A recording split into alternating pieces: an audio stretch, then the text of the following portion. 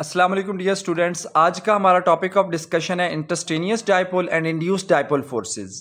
इन्हें हम non polar forces भी कहते हैं। ये पंजाब बोर्ड में और फेडरल बोर्ड दोनों में इंतहाई इंपॉर्टेंट कंसिडर होता है।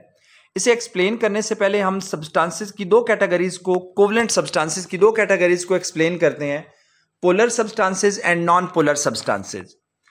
अब पोलर और नॉन पोलर को डिफ्रेंशिएट करने के लिए हम सहारा लेते हैं इलेक्ट्रोनेगेटिविटी का। इलेक्ट्रोनेगेटिविटी क्या है? Ability of atom to attract the shared pair of electron. अब अगर तो कोवलेंट बॉन्ड दो डिफरेंट एटम्स के दरमियान बना हुआ है और इन दोनों एटम्स के दरमियान जो इलेक्ट्रोनेगेटिविटी डिफरेंस है वो 0.4 से ग्रेटर और 1.8 से लेस है, तो ऐसा बॉन्ड पोलर बॉन्ड कहलाता है। जैसे कि हाइड्रोजन की इलेक्ट्रोनेगेटिविटी है 2.2, क्लोरीन की इलेक्ट्रोनेगेटिविटी है 3.16, दोनों का इलेक्ट्रोनेगेटिविटी डिफरेंस कितना है 0.96। ये 0.4 से ग्रेटर और 1.8 से लेस है। इसका मतलब है कि HCl क्या हो जाएगा? पोलर मॉलिक्यूल हो जाएगा। इसके एक एंड पे पार्शियल पॉजिटिव और दूसरे एंड पे पार्शियल नेगेटिव चार्ज आ जाएगा। सो HCl में Cl हो जाएगा पार्शियल नेगेटिव और हाइड्रोजन हो जाएगा पार्शियल पॉजिटिव। ऐसी सब्सटेंसेस पोलर सब्सटेंसेस कहलाती हैं। तो पहले डेफिनेशन इसकी, when two atoms having electronegativity difference more than 0.4 are connected by covalent bond, जब दो एटम्स कोवलेंट बॉन्ड के जरिए कनेक्टेड हैं और उनका इलेक्ट्रोनेगेटिविटी डिफरेंस 0.4 से ग्रेटर है, तो उनमें पोलैरिटी डेवलप हो जाती है। एक पोल पार्शियल पॉजिटिव हो जाता है और दूसरा पोल पार्शियल नेगेटिव। ऐसी सब्सटेंसेस पोलर सब्सटेंसेस हैं, जैसे कि HCl और HF। दूसरी तरफ हमारे पास है नॉन पोलर सब्सटेंसेस। ऐसी सब्सटेंसेस जो मोनोएटॉमिक हो, मीन सिंगल एटम पे कंसिस्ट करें, जैसे कि नोबल गैसेज हैं। ये किसी के साथ कंबाइन नहीं होती, तो जब किसी के साथ कंबाइन नहीं हो रही तो इनमें इक्वल इलेक्ट्रॉनिक डिस्ट्रीब्यूशन है। या दो ऐसे एटम्स जिनके दरमियान इलेक्ट्रोनेगेटिविटी डिफरेंस 0.4 से लेस हो, जैसे टू हाइड्रोजन्स हैं, दोनों की इलेक्ट्रोनेगेटिविटी 2.2 है, इनके दरमियान इलेक्ट्रोनेगेटिविटी डिफरेंस कितना आ जाएगा? 0। तो ऐसा बॉन्ड जिसकी इलेक्ट्रोनेगेटिविटी 0 से लेकर 0.4 तक हो, these are consider to be non polar. इसमें किसी पोर्शन पे पॉजिटिव डेवलप नहीं होता, किसी पोर्शन पे नेगेटिव डेवलप नहीं होता, बल्कि इलेक्ट्रॉन इक्वली डिस्ट्रीब्यूटेड होते हैं। ये कंडीशन कहलाती है नॉन पोलर सब्सटेंसेस। तो इसका मतलब when two different atoms having electronegativity difference less than 0.4, between 0 to 0.4, these are connected by covalent bond or there are monoatomic molecules like noble gases, तो such substances have equal distribution of electron density। Electron density equally distributed होती है, किसी एक portion में move नहीं करती। इसका मतलब है ये सब्सटेंस पोल्स डेवलप नहीं करेगी, नॉन पोलर हो जाएगी। इसकी एग्जांपल नोबल गैसेस, डायएटॉमिक मॉलिक्यूल जो कि होमोएटॉमिक गैसेस हैं, जैसे O2, दोनों के दोनों एटम्स सिमिलर नेचर के हैं। N2, दोनों के दोनों एटम्स इसमें भी सेम नेचर के हैं, तो ऑटोमेटिकली इलेक्ट्रोनेगेटिविटी डिफरेंस क्रिएट नहीं होगा। ये सब्सटेंसेस नॉन पोलर कहलाएंगी। इसकी एग्जांपल जैसे ये स्क्रीन पे आपको इंडिकेट हो रही है, HCl को अगर आप देखें, HCl में क्या हो रहा है? एक पोर्शन पार्शियल पॉजिटिव हो रहा है और एक दूसरा पोर्शन पार्शियल नेगेटिव हो रहा है। कैसे? हाइड्रोजन की इलेक्ट्रोनेगेटिविटी कम है, क्लोरीन की इलेक्ट्रोनेगेटिविटी ज्यादा है, तो क्लोरीन क्या डेवलप कर लेगा? Partial negative. हाइड्रोजन क्या डेवलप कर लेगा? Partial positive. तो ये कहलाएगा डायपोल और ये परमानेंट डायपोल है। दूसरी तरफ अगर हम एक्सप्लेन करें हीलियम को, हीलियम मोनोएटॉमिक है, इसके इलेक्ट्रॉन्स इक्वली डिस्ट्रीब्यूटेड होते हैं। अगर इलेक्ट्रॉन्स इक्वली डिस्ट्रीब्यूटेड है तो इस पे कोई पोल क्रिएट नहीं होगा, ये सब्सटेंस नॉन पोलर कहलाएगी। अब forces between non polar substances, जो नॉन पोलर सब्सटेंसेस हैं इनमें तो पोल्स नहीं है, बट जब इनमें फोर्सेस डेवलप होती हैं तो फोर्सेस इस तरीके से डेवलप होती हैं कि नॉन पोलर मॉलिक्यूल्स में पोल्स डेवलप हो जाते हैं। ये किस तरह डेवलप होते हैं इन्हें हम आगे एक्सप्लेन करते हैं, बट हमने कहा कि नॉन पोलर सब्सटेंसेस हैं, जैसे कि हीलियम के दो मॉलिक्यूल्स, ये दोनों क्या है बेटे? नॉन पोलर है। इनकी इलेक्ट्रॉनिक कन्फिग्रेशन या इलेक्ट्रॉन्स इक्वली डिस्ट्रीब्यूटेड है। अब जब इक्वली डिस्ट्रीब्यूटेड है तो इस पे पोल्स क्रिएट नहीं होते, बट अचानक एक मॉलिक्यूल पे किसी भी लम्हे पोल क्रिएट हो जाता है due to repulsion of electrons by other molecule. ये बन जाता है इंस्टेंटेनियस डायपोल। अब सेकंड पे भी पोलैरिटी इंड्यूस हो जाएगी, ये बन जाएगा इंड्यूस्ड डायपोल। तो इसका मतलब है कि अब अट्रैक्शन डेवलप हो सकती है इंस्टेंटेनियस डायपोल और इंड्यूस्ड डायपोल में, ये फोर्सेस ऑफ अट्रैक्शंस जो कहां से कहां डेवलप हो रही हैं बेटे, या किस किस के दरमियान, इंस्टेंटेनियस डायपोल और इंड्यूस्ड डायपोल में डेवलप हो रही हैं, these are called non polar attractions. इन्हें हम नॉन पोलर अट्रैक्शंस भी कहते हैं। अब इंस्टेंटेनियस डायपोल क्या और इंड्यूस्ड डायपोल क्या, इसे हम डिटेल से यहां पे डिस्क्राइब करते हैं। इंस्टेंटेनियस डायपोल है कि एक टेम्परेरी डायपोल, जैसे कि यहां पे इंडिकेट हो रहा है हीलियम का मोनोएटॉमिक मॉलिक्यूल। अब हीलियम के मोनोएटॉमिक मॉलिक्यूल पे इलेक्ट्रॉन डेंसिटी इक्वली डिस्ट्रीब्यूटेड है, इस पे कोई पोल क्रिएट नहीं हुआ। अब जैसे ही कोई और हीलियम का एटम कहीं से मूव करता हुआ इसके करीब आएगा तो ये दोनों के इलेक्ट्रॉनिक क्लाउड एक दूसरे के लिए रिपल्शन शो करेंगे। इनमें से एक एटम जिसकी इलेक्ट्रॉन डेंसिटी पहले इक्वली डिस्ट्रीब्यूटेड थी वो अपने इलेक्ट्रॉन्स को एक साइड पे मूव कर लेगा, means electron density equal distribution से हट जाएगी। एक पोर्शन पार्शियली नेगेटिवली चार्ज हो जाएगा और दूसरा portion partially positively charge develop कर लेगा। अब क्योंकि ये किसी भी इंस्टेंट पे प्रोड्यूस हुई है, that's why it is known as instantaneous dipole और टेम्परेरी डायपोल। तो अगेन सुने कि हीलियम का मॉलिक्यूल मोनोएटॉमिक है, इसकी इलेक्ट्रॉन डेंसिटी इक्वली डिस्ट्रीब्यूटेड है, इस पे कोई पोल डेवलप नहीं हुआ। जब कहीं से भी कोई दूसरा हीलियम मॉलिक्यूल मूव करता हुआ इसके करीब आता है तो इसके इलेक्ट्रॉन्स और आने वाले हीलियम के इलेक्ट्रॉन्स में रिपल्शन एग्जिस्ट करती है।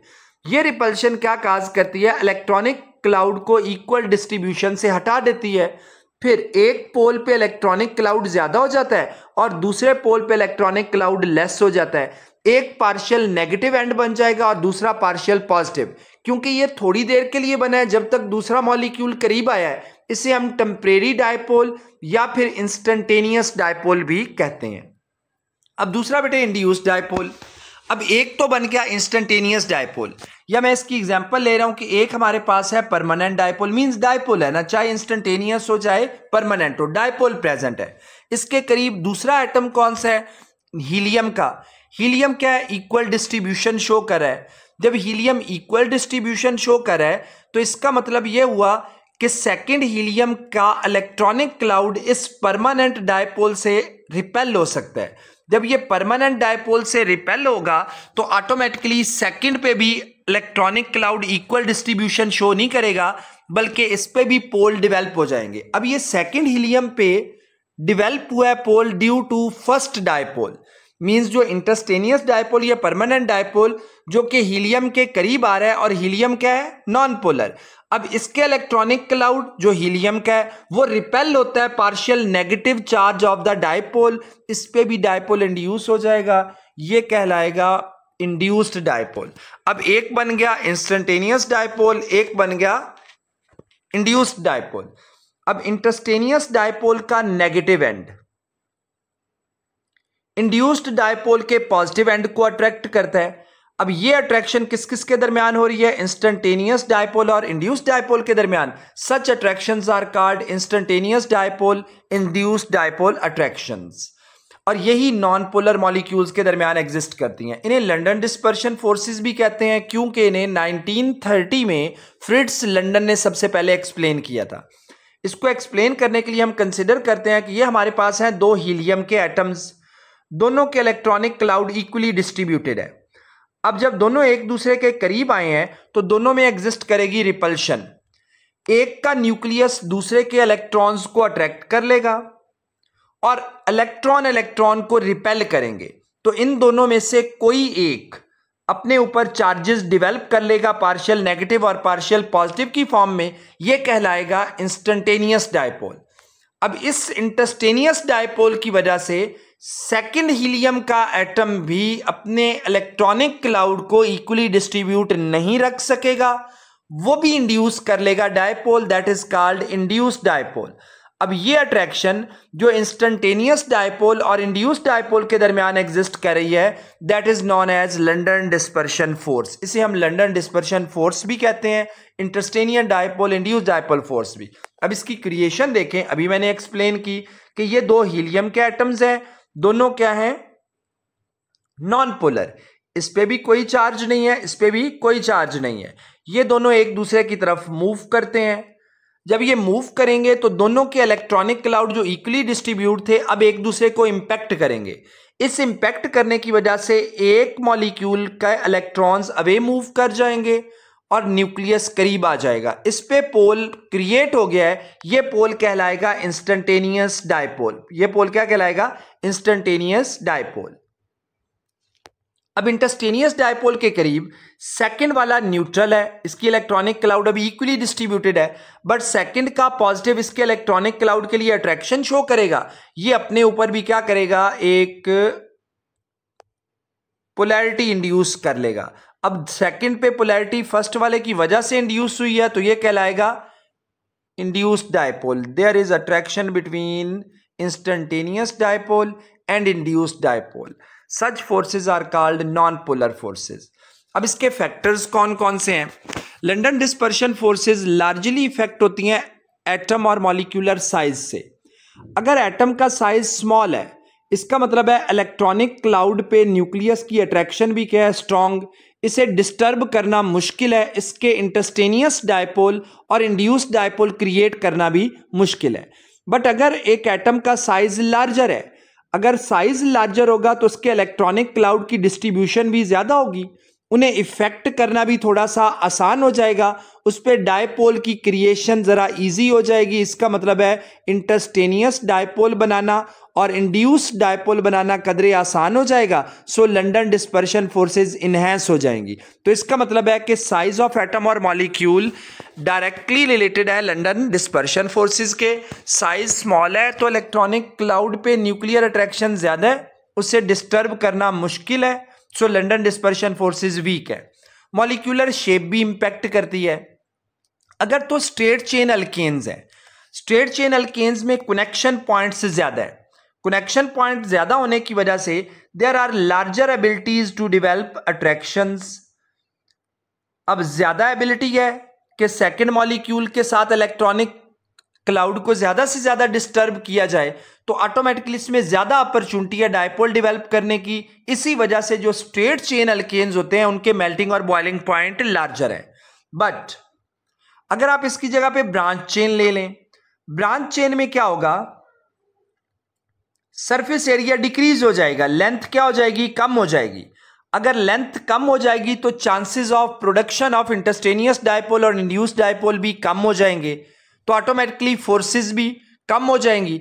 जब नॉन पोलर फोर्सेस कम होंगी तो मेल्टिंग एंड बॉइलिंग पॉइंट भी रिड्यूस हो जाएंगे। तो इसका मतलब है लार्जर मॉलिक्यूल्स में इलेक्ट्रॉन्स आइसोलेटेड है, सो डायपोल इंड्यूस करना आसान है। जबकि स्ट्रेट चेन होते हैं अल्केन्स तो ऑटोमेटिकली मोर एटम्स हैं, इसमें मोर अपॉर्चुनिटीज है इंड्यूस्ड डायपोल की। सो स्ट्रेट चेन की फोर्सेस स्ट्रांग है, इनके मेल्टिंग और बॉइलिंग पॉइंट भी स्ट्रांग हो जाएंगे। तो अगेन यही फैक्टर मॉलिक्यूलर मैस और साइज। जब किसी भी एटम का मॉलिक्यूलर मैस ग्रेटर है, इसमें instantaneous dipole induced dipole forces भी स्ट्रांग हो जाएंगी। ये ऐसा इसलिए हो रहा है क्योंकि जितना लार्जर एटम होगा उसके इलेक्ट्रॉनिक क्लाउड की डिस्ट्रीब्यूशन उतनी आसान हो जाएगी, उसमें पोलैरिटी इंड्यूस करना आसान हो जाएगा। तो जो फैक्टर यहां पे ऑपरेट कर रहा है ना, यही हैलोजन और नोबल गैसेस का फैक्टर है। अगर हम नोबल गैसेस में अप टू डाउन मूव करते हैं ना, from helium to neon to argon to krypton to xenon, up to down, noble gas का साइज इनलार्ज होता जाता है, तो ऑटोमेटिकली इसमें लंडन डिस्पर्शन फोर्सेस बढ़ती जाएंगी, डायपोल्स की फॉर्मेशन आसान होती जाएगी, सो इनके मेल्टिंग और बॉइलिंग पॉइंट इजी होते जाएंगे। यही फैक्टर एग्जिस्ट करता है हैलोजेंस में। फ्लोरीन और क्लोरीन गैसेज हैं क्योंकि इनमें अट्रैक्शन फोर्सेस कम है। अगर ब्रोमीन को देखें, ये लिक्विड हो जाता है क्योंकि साइज इनलार्ज हुआ, साइज इनलार्ज हुआ तो लंडन डिस्पर्शन फोर्सेस भी ज्यादा हो गई। आयोडीन का साइज सबसे लार्जर है, इसके इलेक्ट्रॉन को डिस्टर्ब करना सबसे आसान है, इसमें पोल्स बनाना सबसे आसान है, सो इसका मेल्टिंग और बॉइलिंग पॉइंट सबसे ज्यादा हो जाएगा, अट्रैक्शन सबसे स्ट्रांग हो जाएंगी। सरफेस एरिया ये लेंथ को डिस्क्राइब करता है। जितना लार्जर सरफेस एरिया होगा उतना कॉन्टैक्ट पॉइंट ज्यादा होगा नियर बाय मॉलिक्यूल का। It means larger surface area पे स्ट्रॉन्गर डायपोल्स डेवलप होने के चांसेस हैं। अगर हम हाइड्रोकार्बन्स को देखें, इसमें कार्बन्स और हाइड्रोजन्स लिंक्ड होते हैं, और अगर ये स्ट्रेट चेन में हो तो इनके मेल्टिंग और बॉइलिंग पॉइंट ज्यादा है। जैसे कि मैंने प्रीवियस एक्सप्लेन किया है, जितनी लेंथ ज्यादा होगी, जैसे फर्स्ट वाले को देखें, इसकी लेंथ लार्जर है, ये देखिए 1 2 3 4 5 कार्बन स्ट्रेट चेन में प्रेजेंट है, तो सरफेस एरिया ज्यादा हो जाएगा। अगर सरफेस एरिया ज्यादा हो जाएगा तो ऑटोमेटिकली नियर बाय एटम से इलेक्ट्रॉनिक क्लाउड के इफेक्ट होने के चांसेस बढ़ जाएंगे, तो इसका मेल्टिंग और बॉइलिंग पॉइंट ज्यादा होगा, जैसे कि यहां पे इंडिकेट हो रहा है the more boiling point of pentane. Second देखिए, सेकंड भी 5 ही कार्बन है, बट ये 5 कार्बन इस तरह अरेंज हुई हैं 4 स्ट्रेट चेन में और एक ब्रांच चेन में। अब इसका सरफेस एरिया डिक्रीज हो गया है, सरफेस एरिया डिक्रीज होने की वजह से इसका मेल्टिंग पॉइंट भी डिक्रीज हो गया। लास्ट स्ट्रक्चर को देखें, इसमें सरफेस एरिया और डिक्रीज हो गया। अब भी 5 कार्बन है लेकिन मोर ब्रांचेस, ज्यादा ब्रांचेस हैं तो सरफेस एरिया और डिक्रीज हो जाएगा, तो ऑटोमेटिकली अट्रैक्शंस और कम हो जाएंगी, मेल्टिंग और बॉइलिंग पॉइंट और डिक्रीज हो जाएंगे, तो सरफेस एरिया भी इफेक्ट करता है। ये हमारा आज का टॉपिक था, instantaneous dipole induced dipole forces.